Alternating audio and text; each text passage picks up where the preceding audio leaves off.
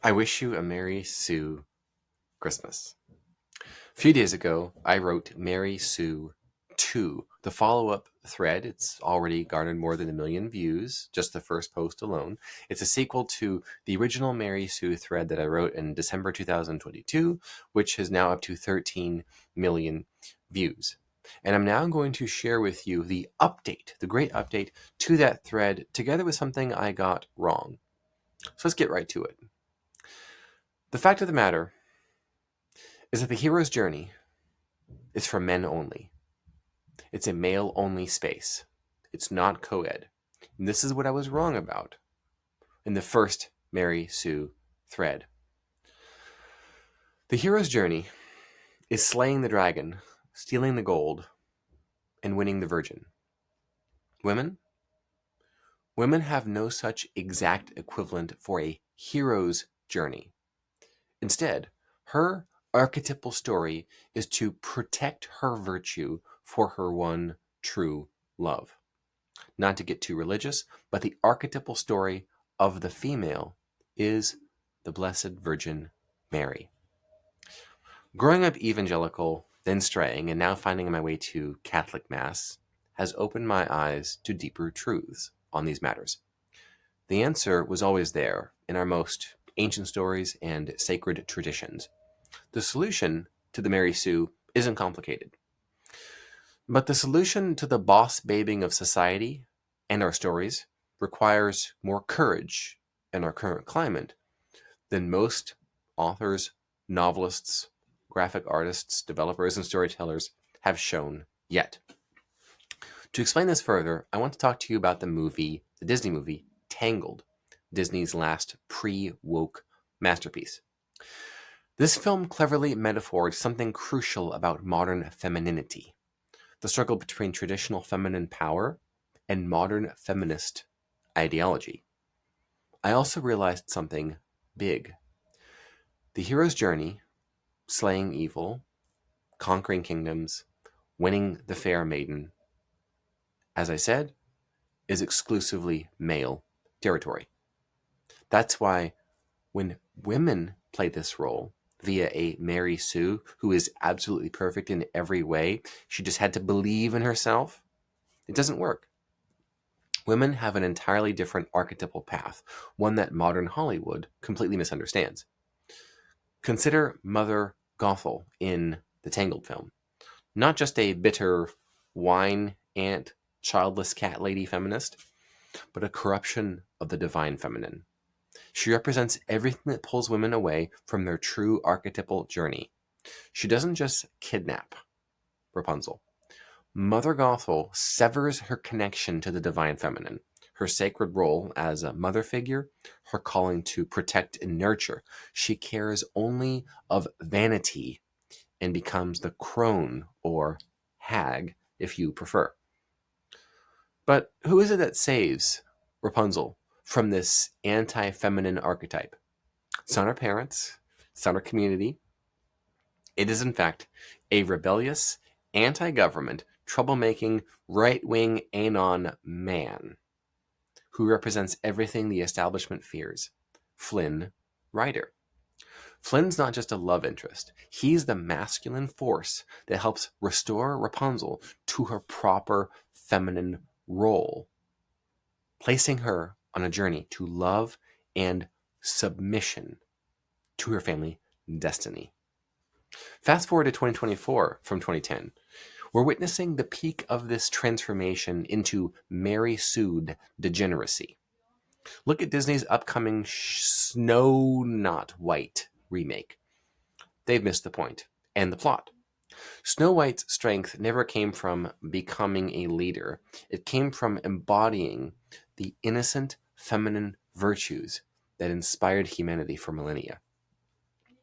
The actress Rachel Ziegler herself said that this version of Snow White isn't dreaming about true love, but instead is focused on becoming the leader she knows she can be. It seems like the modern Mary Sue phenomenon isn't just bad writing, it's a spiritual crisis. The irony is that these Mary Sue heroines reject their feminine nature, pursue male power dynamics and abandon the sacred feminine, when instead they should pursue success for them using feminine strength, inspiration through kindness, and natural influence with compassion. The original Snow White understood something profound. Feminine power lies in preservation, not conquest, in nurturing, not dominating, and inspiring through virtue, not force. Action films like Ballerina miss the truth. That's the John Wick spinoff film. These movies give us women performing male hero journeys instead of embracing the unique power of feminine archetypes. These are the new Gen Z and Gen X Mary Sues. Different from their millennial predecessors like Rey and Galadriel, but the same nothingness. Quite problematic, to use preferred lefty speak. Look, these Mary Sue female characters, and there's more of them today. Just the last few weeks, there have been new video games announced. There have been new films announced. And every single one of them, like the Witcher video game, the new Naughty Dog video game about space conquest, whatever, all of them are subverting the traditional expectation of a man being in that role, putting a woman there, and the woman is not just playing the role of a dude, but she's perfect. She's starting perfect from the beginning. It's like Captain Marvel. It's like Bo Peep. It's like Rey Skywalker dash Palpatine. It's like, well, Galadriel in the Rings of Power series. These female characters, they don't earn their power. They start with it. Mary Sues don't grow, they dominate. They don't inspire, they intimidate. Without irony and not as a joke, however, there is a single grain of truth to the Mary Sue. Women are, but men must become. In traditional storytelling, women start at level 100. Men start at 0. The man must prove worthy of the woman. The woman must protect what she already possesses. But modern storytelling throws this wisdom away. Instead, since 2010-ish, we've been getting 100-pound women throwing around 300-pound men, instant mastery of combat without training, perfect skills without any explanation or preface. We've got power without purpose, power for its own sake. I'm strong and I'm powerful and I'm wonderful. I'm a boss babe, yes, queen. This isn't female empowerment. It's feminine erasure. Real feminine power isn't about matching or exceeding male strength. It's about embracing feminine intuition and noble courage. I want to quote Teal Swan, who has some fantastic videos on masculine versus feminine gender dynamics, and return to, if not a emergence of, for the first time, a healthy masculine and feminine dynamic in which the masculine contains the feminine and the feminine is owned by the masculine. Now, of course, she calls it positive ownership, not coercion or manipulation or anything like that. But the masculine takes care of the feminine, and the feminine submits to that. And that's what made Tangled special. You see, Rapunzel's power wasn't in fighting. It was in her feminine nature. Her innocence, her nurturing ability, her fiery yet soft muse within that inspired great change in others. You remember all the various ruffians and rogues in the bar, the tavern that she came across? They were prone to violence. And then by the end of the film, through her soft, feminine muse influence, they were all living the strongest and best possible versions of themselves. That is feminine power. Another aspect of feminine power we saw in the love story of the Lord of the Rings trilogy, in which the great elf, she gave up immortality itself to be the king's queen. And in Tangled, she sacrificed her greatest gift, her golden hair, for her love to save his life. That is the divine feminine. That is the Blessed Virgin Mary. Meanwhile, the anti-feminine Mary Sue sacrifices everything else, including literal kids, for her own independence, vanity, and a desire to protect her perception of freedom in youth. This is Mother Gothel. This is abortion. Now, the Mary Sue also reveals another misalignment. And that's what audiences want versus what Hollywood delivers, the AAA game studios, major publishers of nonfiction and fiction alike.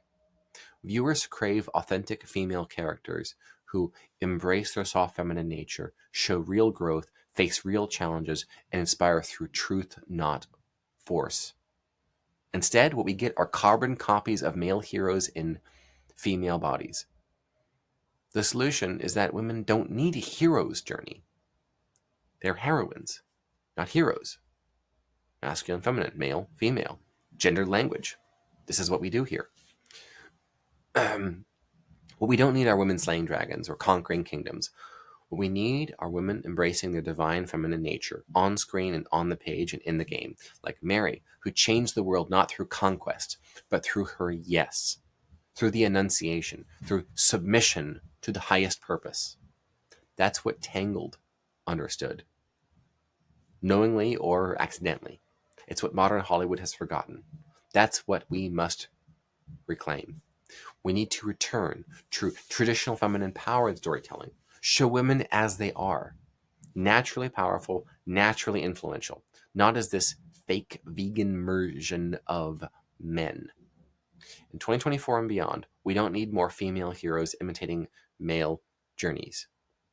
We need storytellers brave enough to honor the sacred feminine journey, a path not of becoming, but of being, not of conquest, but of preservation, not of power, but of full of grace.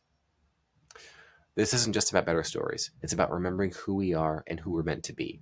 This understanding didn't come easily. It took returning to faith, for me, sitting in Mass, observing, recognizing that our modern confusion about female characters reflects a deeper spiritual disconnection.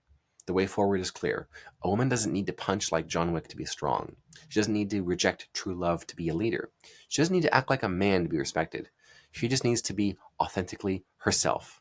100% all natural, non-GMO, organic female. What we need is the lesson Tangled taught us.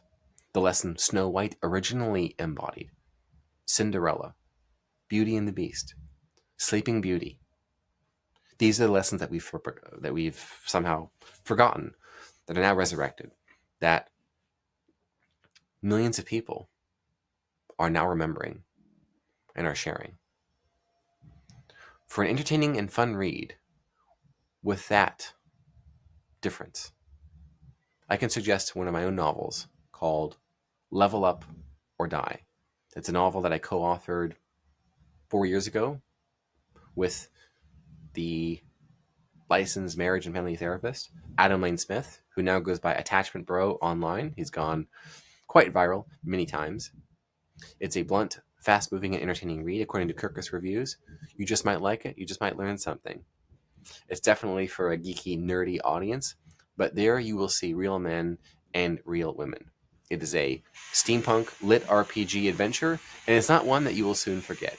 Makes a great Christmas read to start. It'll take you on a grand adventure unlike any you've ever experienced. Merry Christmas.